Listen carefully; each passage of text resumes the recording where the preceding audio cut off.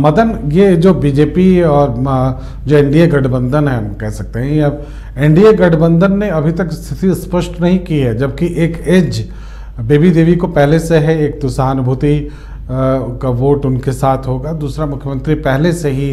एक तरह से डुमरी में लगातार आना जाना कर रहे हैं, अपनी योजनाएं वहां पहुंचा रहे हैं। तो क्या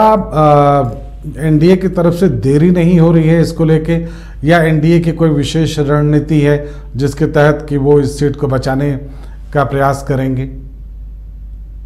जी बिल्कुल, देखिए इसे आप एक रणनीति ही कह सकते हैं कि इतनी देरी हो रही है। पहले से ये माना जा रहा है कि आजसू के उम्मीदवार वहां से होंगे, तो आखिर औपचारिक घोषणा में देरी क्या हो रही है, ये बड़ा सवाल है। लेकिन ये इसलिए है कि जो सूत्रों से जानकारी मिल रही है उससे ये है कि जिस तरह से रामगढ़ में उपचुनाव हुए और जल्द से जल्द घोषणा किए गए कि वहाँ से आजसू का ही उम्मीदवार होगा, तो उस वक्त यह था कि जिस तरह से पिछला गठबंधन आजसू और बीजेपी में टूट गया था, उसको मजबूती प्रदान करने के लिए एक मंच तैयार हुआ और वहां पर जो है जल्दबाजी में एक घोषणा किया गया कि आखिर बीजेपी आजसू का समर्थन करेगी और आजसू के उम्मीदवार वहां से होंगे, एनडीए का उम्मीदवार होगा। लेकिन अब यहां ये बातें चल रही है कि आखिर जो पार्टी की गठबंधन की रणनीति है वो लगभग कुछ तय हो और उसके बाद यह अनाउंस किया जाए कि आखिर उम्मीदवार जो है वहां पर आजसू के ही होंगे, बीजेपी वहां भी समर्थन करेगी। तो अब ये देरी क्यों हो रही है, ये पार्टी के जो बड़े पदाधिकारी हैं बीजेपी के हैं, वो ये कह रहे हैं कि दिल्ली से बातचीत चल रही है, जैसे ही वहाँ से कुछ संदेश आता है फिर अनाउंस कर दिया जाएगा। लेकिन आजसू के नेता से भी अगर बातचीत होती है तो वो भी कह रहे हैं कि ये अभी जल्दबाजी नहीं है, हम लोग तैयार हैं, आपसी अंदरूनी जो है सहमति हो चुकी है,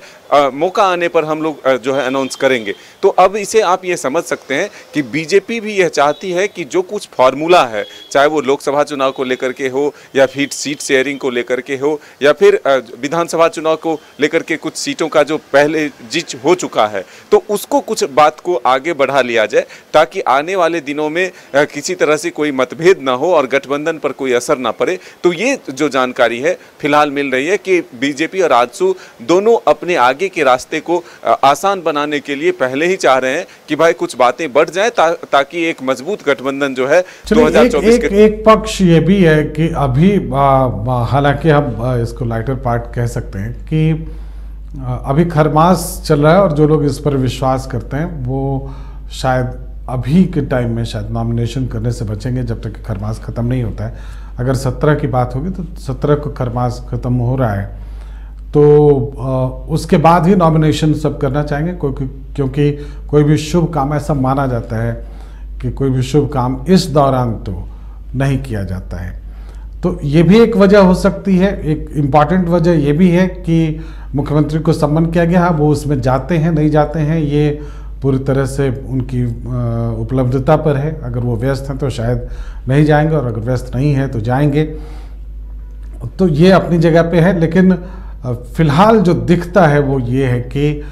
ये जो नॉमिनेशन की तिथि टली है इसके कुछ मायने हैं, उस मायने को तलाशने की हमने कोशिश की। बहुत धन्यवाद शाहनवाज और मदन इस चर्चा में शामिल होने के लिए। फिलहाल इतना ही, इजाज़त दें, नमस्कार।